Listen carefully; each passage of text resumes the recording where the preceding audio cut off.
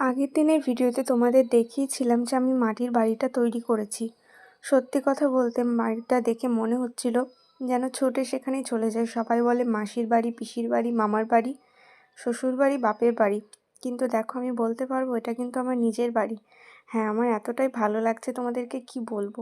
তো চলো, যাই হোক, আজকে তোমাদেরকে বাড়িতে যে আমি আলপনাটা করেছি সেটার ভিডিওগুলো শেয়ার করছি।